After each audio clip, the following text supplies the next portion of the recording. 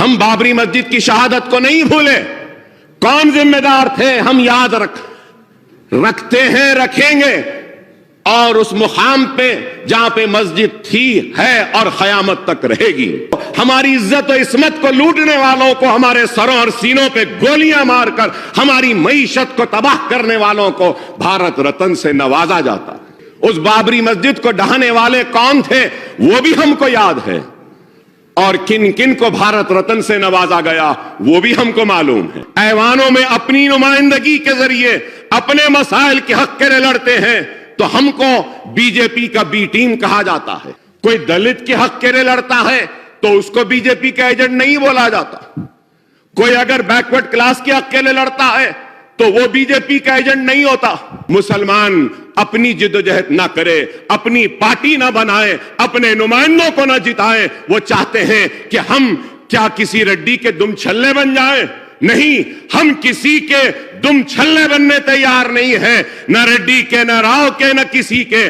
ہم اپنے بلبوتے پہ جدوجہد کریں گے, اپنے حق کے لیے لڑیں گے, اپنے حق کو حاصل کریں گے. اور یہ بھی ایک حقیقت ہے, اس سے انکار نہیں کیا جا سکتا کہ 10 سال تک 12% تحفظات مسلمانوں کو دینے کا وعدہ کیا گیا, نہیں ملا. ٹھیک ہے, نہیں ملا, لیکن اس وعدے کے خلاف کانگریس نے عوام کے سامنے اتنا کہا کہ مسلمانوں کو کیا ملا, 12% ملا, کیا ملا, کیا ملا, کیا نہیں ملا. چلو انہوں نے نہیں دیا, آپ آج اعلان کر دو فنڈنگ کے بعد میں ہم مسلمانوں کو 12% دیتے ہیں, چلو میں بھی آپ کے ساتھ, پورا مسلمان آپ کے ساتھ کھڑے ہو جائے گا. اعلان کر دیجئے, چلیے وہ بھی اعلان کر دیجئے. ہم بابری مسجد کی شہادت کو نہیں بھولے, ہم بابری مسجد کی شہادت کو نہیں بھولے. کون ذمہ دار تھے ہم یاد رکھتے ہیں, رکھیں گے. اور اس مقام پہ جہاں پہ مسجد تھی, ہے اور قیامت تک رہے گی. اس بابری مسجد کو ڈھانے والے کون تھے وہ بھی ہم کو یاد ہے, اور کن کن کو بھارت رتن سے نوازا گیا وہ بھی ہم کو معلوم ہے. یہ ہے محبت مسلمانوں کے ساتھ. ہم کو ضرب لگانے والوں کو, ہم کو تکلیف دینے والوں کو, ہمارے مساجدوں کو گرانے والوں کو, ہم کو تاڑا میں ڈالنے والوں کو, ہماری عزت و عصمت کو لوٹنے والوں کو ہمارے سروں اور سینوں پہ گولیاں مار کر ہماری معیشت کو تباہ کرنے والوں کو بھارت رتن سے نوازا جاتا. ٹھیک ہے, یہ بھی ہم کو, میں کسی کا نام نہیں لیا, اور اس حقیقت سے کوئی انکار نہیں کر سکتا کہ ہندوستان کے آزادی سے لے کر آج کی تاریخ تک مسلمانوں نے ہر ایک کا ساتھ دیا. مسلمانوں نے کبھی نہرو کا ساتھ دیا, تو کبھی لال بہادر شاستری کا ساتھ دیا, تو مسلمانوں نے کبھی اندرا گاندھی کا ساتھ دیا, تو مسلمانوں نے کبھی جنتا پارٹی کے نام پر مرارجی دیسائی کا ساتھ دیا, تو مسلمانوں نے نیشنل فرنٹ کے نام پہ وی پی سنگھ کا ساتھ دیا, تو آئی کے گجرال کا ساتھ دیا, اور پھر چندر شیکھر صاحب کا ساتھ دیا, تو مسلمانوں نے پھر اس کے بعد پی وی نرسمہا راؤ کا بھی ساتھ دیا, اور اس کے بعد مسلمانوں نے ہندوستان میں کبھی کانگریس کو آزمایا یہ سمجھ کر کہ ہماری پسماندگی دور ہوگی, ہماری کمزوری دور ہوگی, تو مسلمانوں نے کبھی اندرا گاندھی کا ساتھ دیا یہ سمجھ کر کہ ہماری پسماندگی, ہماری کمزوری دور ہوگی, تو کبھی ہم نے وی پی سنگھ کا ساتھ دیا, تو کبھی دیوے گوڑا کا ساتھ دیا. ہم نے ہر ایک کا ساتھ دیا, لیکن ہماری پسماندگی وہیں کی وہیں رہی. ہم پچھڑے تھے, پچھڑے ہیں.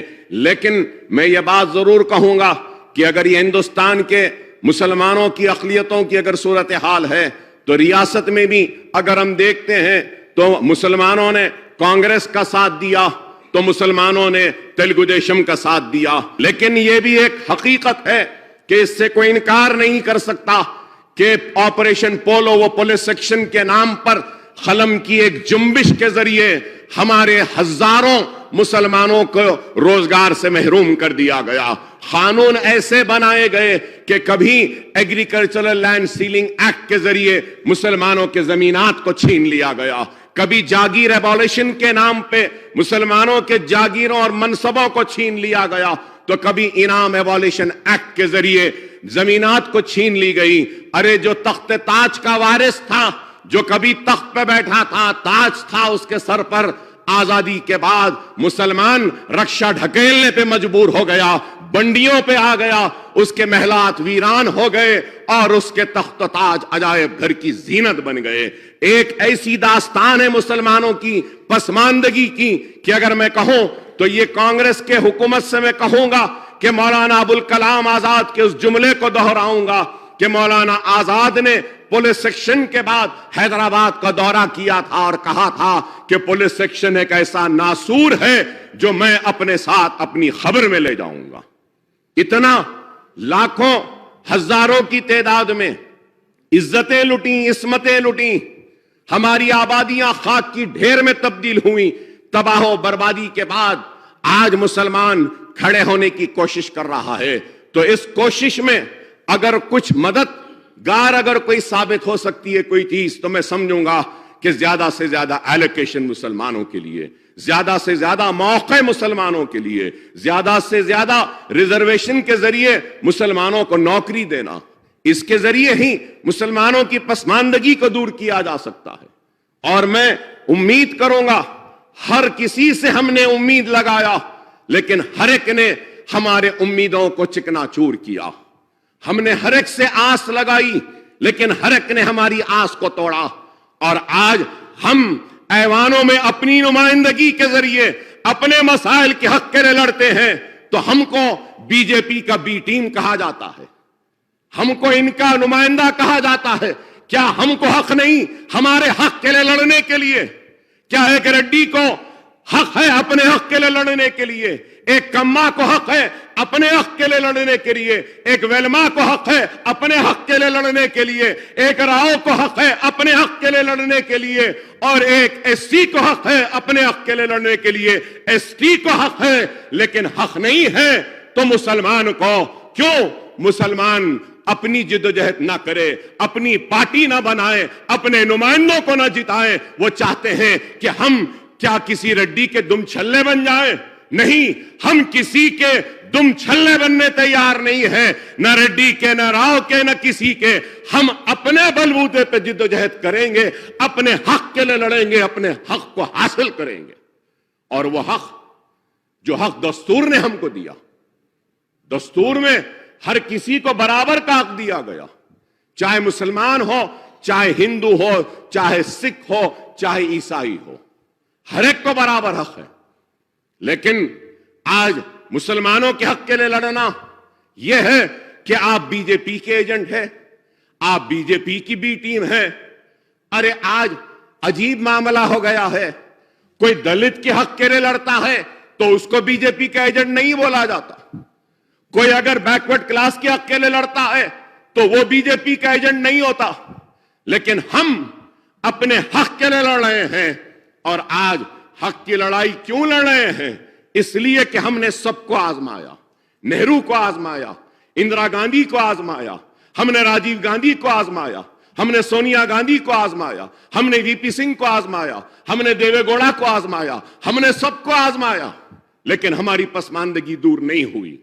اور آج ہم اپنی حق کی لڑائی مجلس اتحاد المسلمین کے ذریعے لڑ رہے ہیں اور لڑتے رہیں گے۔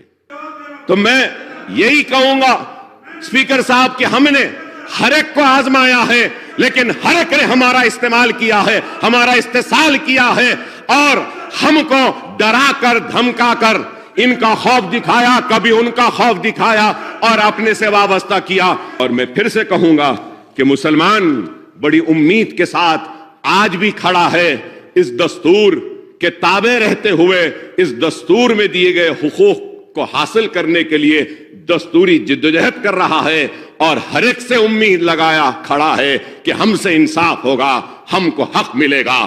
ہم آج بھیک نہیں مانگیں گے، ہم صرف دستور میں دیے گئے حقوق اور حق کو مانگتے ہیں، اور مسلمانوں کو بھی وہ ڈیو شیئر، وہ ڈیو ریسپیکٹ دینے کا مطالبہ کرتے ہیں، اور امید کرتے ہیں کہ یہ حکومت مسلمانوں کے ساتھ انصاف کرے گی، مسلمانوں کو ان کا حق دے گی، اور دستور میں جو حقوق اقلیتوں کو دیے گئے ہیں وہ حقوق کے ذریعے مسلمانوں کی اور اقلیتوں کی پسماندگی کو دور کرے گی۔ اسپیکر صاحب، آپ نے جو موقع دیا اس کے لیے میں آپ کا شکریہ ادا کرتا ہوں۔